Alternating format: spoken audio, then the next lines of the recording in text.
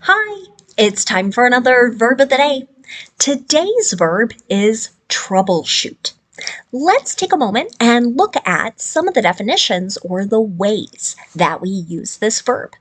The first way troubleshoot gets used is to mean to solve serious problems for a company or other type of organization. A second way the verb troubleshoot gets used is a little more specific to mean to trace and correct faulty electronic or mechanical systems. So both of these definitions you can see are really about solving problems, getting things to work in the correct way. With electronic and mechanical systems, you might think of machines. For anyone who's ever worked in an office, I think many people's minds go to printers or photocopiers as machines that sometimes you have to spend a little time figuring out what type of fault is causing something to not work. We're going to see some more examples of that as we go along in this video. But for now, you should know that troubleshoot is an irregular verb. It's going to follow the same pattern just as the verb shoot. Okay? So to make the progressive form of the verb, all you need to do is add ing, and that forms troubleshooting. The past tense and participle forms of the verb require a spelling change. So at the end of this word, instead of OOT, it's just going to be one O, right? And that's going to change the pronunciation of the word. So the past tense and participle forms of the verb should be pronounced like this. Troubleshot, troubleshot. Okay? Now, you might be happy to know no additional phrasal verbs for us to study or discuss today, so we can move on and make some example sentences with our verb of the day. Today, we're going to practice making imperative sentences and sentences in the simple future with a focus on be going to. Let's start with the imperative. We use the imperative to give commands. This is where we are telling one person or many people to do or not do a particular action. So there's no questions in the imperative. The imperative is unique because there is no stated subject. Many times as we make sentences, we begin with like I, you, we, they, he, she, it, right? We're not going to do that here. The subject is always implied. It's the person to whom you are speaking or to whom you are writing. So in the affirmative, you can just begin the sentence with the base verb. You can see that in my example. Troubleshoot this before the clients arrive, right? So here, maybe we have a boss, right, telling someone they need to fix a particular problem before others see it or others experience it. Okay. Now, sometimes students will tell me that it seems a little rude just to tell another person to do something.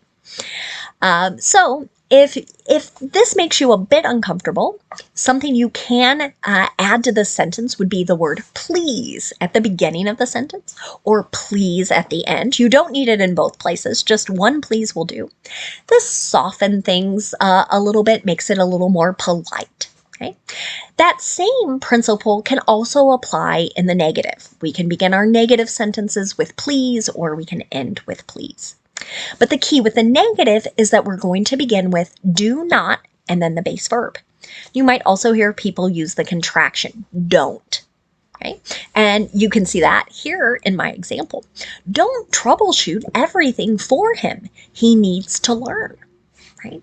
So this is sort of suggesting don't solve all the problems. Don't fix everything for this particular person. This person needs to learn how to identify the problem and fix things. Now let's move on and make some sentences with the simple future. Today we're going to focus on sentences with be going to. Be going to is most commonly used as people discuss their plans. It might be used with predictions, but it's a little less common there. The thing about using be going to is that we have to pay attention to our subject. The reason for this is we are going to be using the present form of be, right? So this means if my subject is I'm going to use am, going to, and the base verb. If my subject is he, she, or it, I'll use is going to, and then the base verb. And finally, if my subject is you, we, or they, I'm going to use are going to and the base verb. You can see that in my example here. We're going to troubleshoot the app. This is something, again, we hear a lot with technology, particularly when there's a problem or something isn't working the way it is intended or expected to. Now, let's talk about making negative sentences in the simple future. To do this, again, we pay attention to our subject and we use the form of be that matches that subject. But after am, is, or are, you want to use not, then going to, and the base verb. You can see that in my example here. The company isn't going to troubleshoot this for a few days.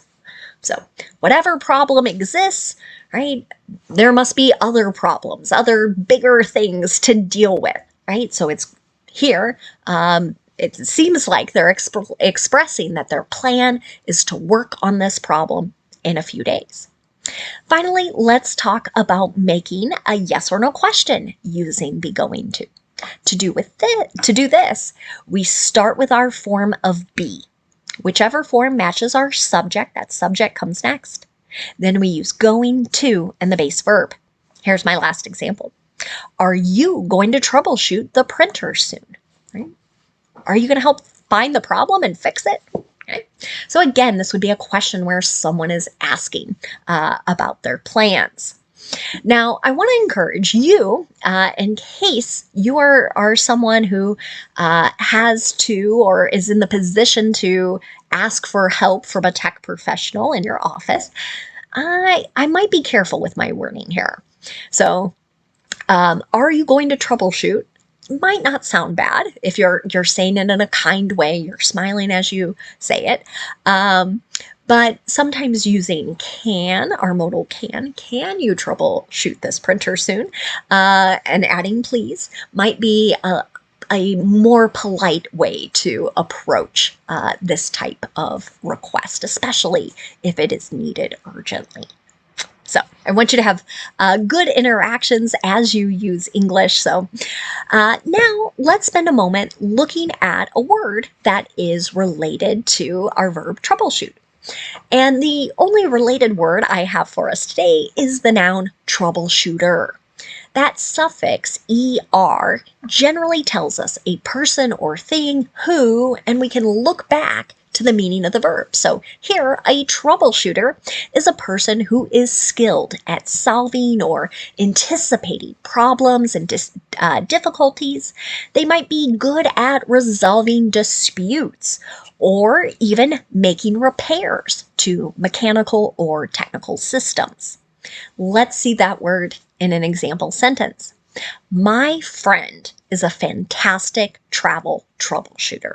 She's the person I go to whenever I have problems or concerns.